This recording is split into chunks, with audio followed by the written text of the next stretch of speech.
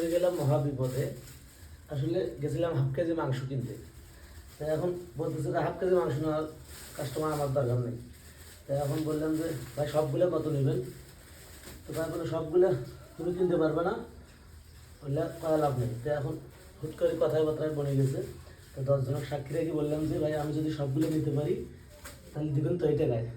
আর তুমি যদি টাকা নগদ টাকা এখনো বাইর করতে পারো তাহলে সবগুলো নিয়ে যাও এই টাকায়। আমার থেকে বেশি টাকা দাম বলছিল, তো তারপরেও তাক দেয় নেই। তো এখন এখন মানুষের সঙ্গে জবান দিয়ে ফেলাচ্ছি। তো এখন হঠাৎ করে কিনলাম, এখন কিনিয়ে এখন ভাবতেছি ফ্রিজে থুয়ে দেবো। এখন 4টা ট্রেনের মধ্যে তো জায়গায় একবার চিন্তা করতেছি মানে কী করি, মহা বিপদে পড়ে গেলাম।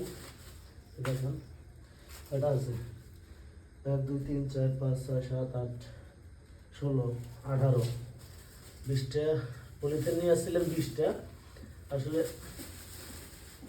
20টা পলিথিনও জায়গা আটতেছে না। এখন কই রাখবো, কী করবো সেই চিন্তাই করতেছি। এখন দেখেন 19টা আর এই যে একটা,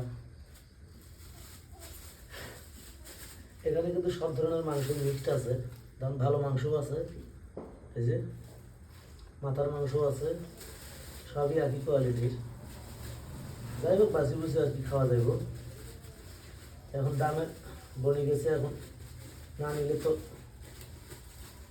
হবে না। এখন এরকম রেটে কয়টা রাখা যাইব সেটাই তো চিন্তা করতেছি।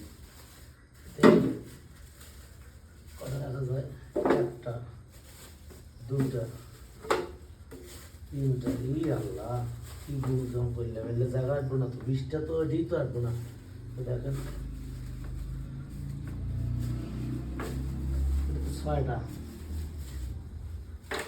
এই যে 6টা জায়গা শেষ।